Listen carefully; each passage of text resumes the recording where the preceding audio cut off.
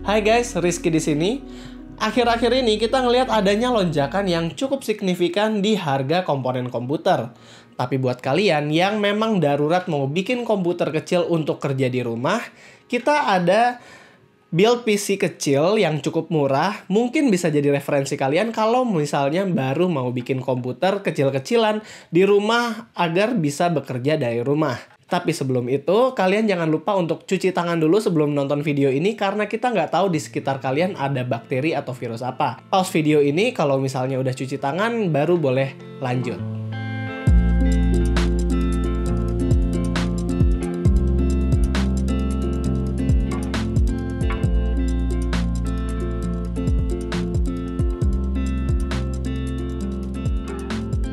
Build PC kali ini akan lebih berfokus kepada dimensi dan budget karena ini adalah sebuah PC mendadak yang dibuild saat memang harus bekerja di rumah.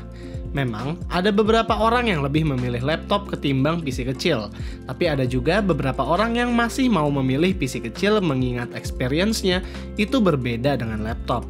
Di sini juga gue bakal menggunakan part-part yang gak ribet dan dibuat sesimpel mungkin karena gue maunya semua orang bisa build PC ini dengan mudah. Itulah kenapa gue akan memakai paketan casing yang udah ada motherboard dan power supply-nya sendiri. Sampai video ini dibuat, total budget dari build PC kali ini adalah 4,8 jutaan yang berarti ini adalah PC build 5 juta. Semoga aja saat kalian mau bikin build PC yang memang speknya sama dengan ini, harga dolar udah turun alias harga PC-nya bisa turun juga.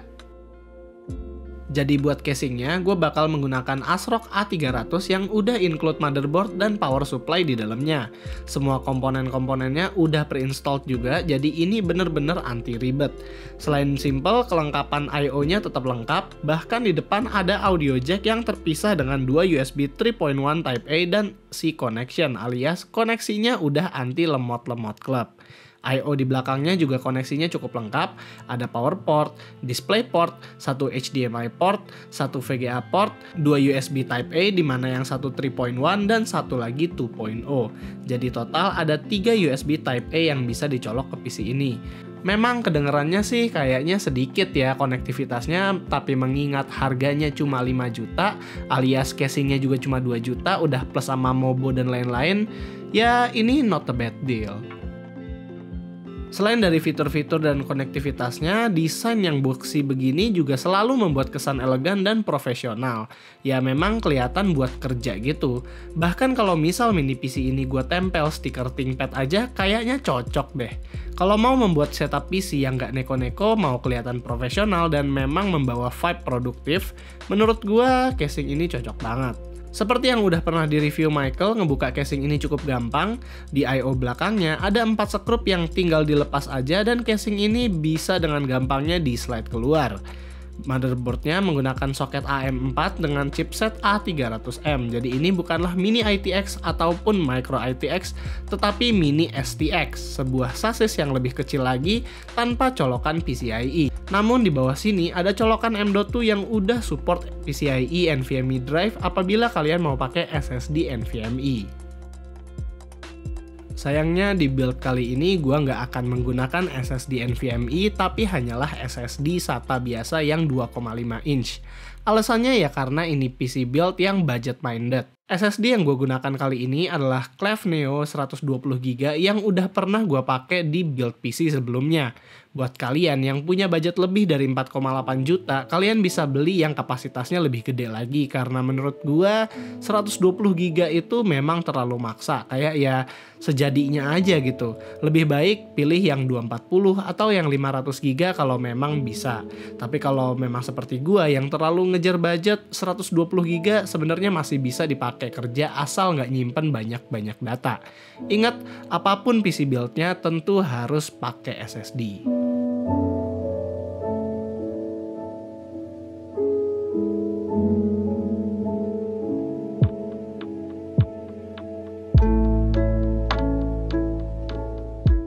Lagi pula, untuk build PC yang kali ini juga sebenarnya nggak bisa muat HDD, terutama yang 3,5 inch. Jadi gue memang sangat merekomen SSD untuk build PC yang kecil-kecil begini.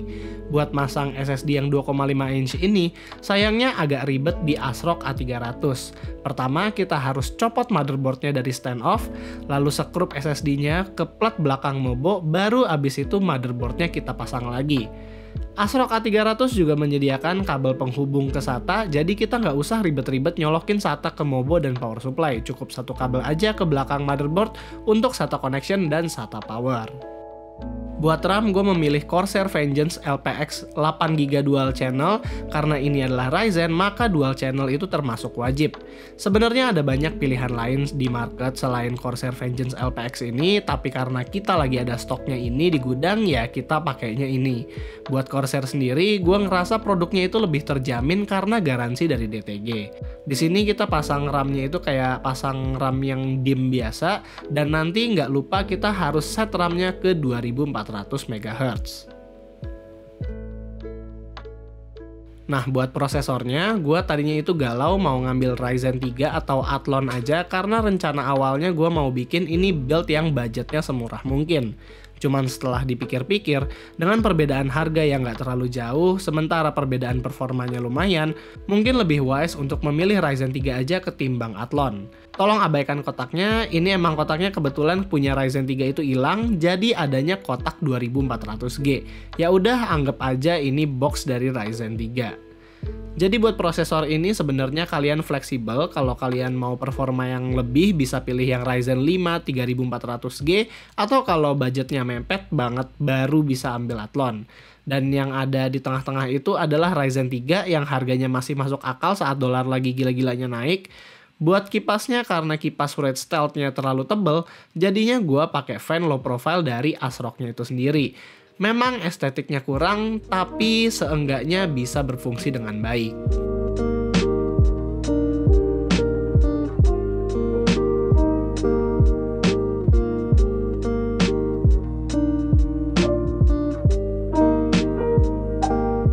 Setelah di slide, abis itu jadi. Bener-bener praktis kan ngerakitnya. Jadi ini emang ditujukan buat orang-orang kantoran yang mau bikin komputer mini office, atau dalam case yang kali ini adalah orang yang mau bikin office home sendiri karena kebetulan kita lagi dihimbau untuk tetap di rumah. Di sini kalian bisa lihat sendiri karena udah menggunakan SSD, bootingnya termasuk cepet dan nggak lemot. Kalau mau pakai NVMe, pastinya bootingnya itu bisa jadi lebih cepat lagi. Di BIOS ternyata RAM-nya udah otomatis kesetel ke 2400 dan gue sebenarnya masih belum berani untuk overclock RAM-nya walaupun hanya ke 2666 MHz. Jadi di sini semuanya akan jalan sesuai stok aja. Buat produktivitas office dan lain-lain tentunya ini PC udah lebih dari cukup. Skor PC Mark dan Cinebench-nya memperlihatkan kalau ini CPU bukan CPU kaleng-kaleng. Walaupun memang performa dari CPU ini mungkin masih bisa dibilang entry level kalau kita melihat skor 3D Mark Firestrike dan Night Rate-nya. Buat gaming, kita juga ngetes beberapa game ringan seperti CSGO yang dapat 64 FPS, Torchlight 2 58 FPS, semuanya setting mentok kanan, dan game yang agak berat Apex Legends 52 FPS yang settingannya medium low 720p. Memang framerate segitu bisa dibilang agak kurang kalau mau dijadikan PC gaming, tapi dengan form factor begini dan juga hemat dayanya, masa sih mau dijadiin buat gaming? Palingan install aja game-game ringan yang bisa membuat kalian relax kalau udah kerja sampai larut-larut. Nah, sehabis dari performance, gimana dengan thermalnya? Ini yang menarik nih. Kita coba stress test dengan 3D Mark Night Rate dan kita melihat nggak ada throttle di CPU ini. Skor Cinebench-nya juga terus stabil di angka 570-an. Saat kita run 10 kali Cinebench-nya, itu clock-nya masih stabil juga di 3,8 atau 3,9 GHz. Suhunya juga adem, cuma 69 derajat Celcius saat full load. Cuma kita sangat merekomendasikan untuk upgrade aja fan-nya ke yang lebih silent. Nah, kalau soal daya, karena power brick yang diberikan itu hanya berdaya sampai 120 watt, gue yakin ini adalah angka yang lumayan aman karena komponen-komponen di komputer ini nggak dibilang boros listrik. Saat dites pun ternyata dayanya nggak nyampe 120 watt untuk yang build gue kali ini. Kalau buat suara, untungnya fan dari ASRock ini juga nggak begitu berisik. Begitupun saat full load nggak ada perbedaan suara dengan idle.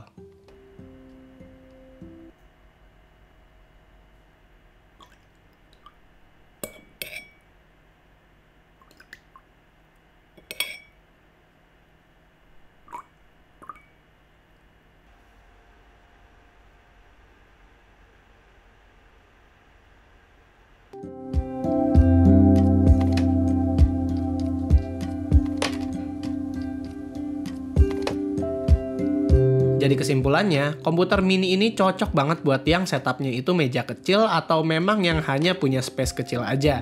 Dengan harga murah, form factor kecil, dan daya yang cukup rendah, gue yakin ini cocok buat office person yang ingin kerja di rumah asal kerjaannya bukan content creator. Gaming di PC kecil begini bukanlah yang serius banget, tapi hanya buat relax aja abis kerja. Kita sangat menyarankan kalian buat pakai Bluetooth dongle di PC ini dan memakai keyboard dan mouse Bluetooth aja agar hanya memakan satu colokan USB. Sementara satu slot lagi adalah untuk WiFi. WiFi adapter yang kita rekomen itu punya TP-Link yang kecil aja agar nggak memakan space juga.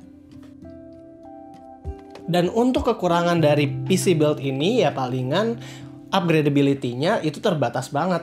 Kalau misalnya mau ganti VGA nggak bisa, RAM juga cuma bisa SODIMM aja, terus kalau misalnya motherboard juga nggak bisa diganti, cooling juga cuma bisa low profile aja, dan kalau misalnya kalian mau upgrade yang gimana-gimana banget di SSD-nya, SSD juga nggak bisa terlalu banyak, 2,5 inch paling cuma 1 atau 2, cuman untungnya M.2 udah ada 2 slot. Terus juga gak enaknya di I.O. belakang ini nggak ada yang namanya audio jack, jadi nggak bisa dicolok ke speaker gitu kalau misalnya kalian mau pakai dual front speaker dari belakang. Ya cuman kalau misalnya kayak gini-gini, gue sangat rekomen untuk pakai headset Bluetooth aja sih. Jadinya headset, keyboard, sama mouse itu udah satu dongle aja. Karena USB slotnya juga kan cuma 3. Apalagi yang di depan ini di reserve buat kalau misalnya kalian mau pindah-pindah storage. Jadi paling itu aja video build PC gue kali ini. Kalau kalian suka, kalian bisa kasih like, share, dan subscribe. Jangan lupa untuk sering-sering cuci tangan dan stay di rumah aja.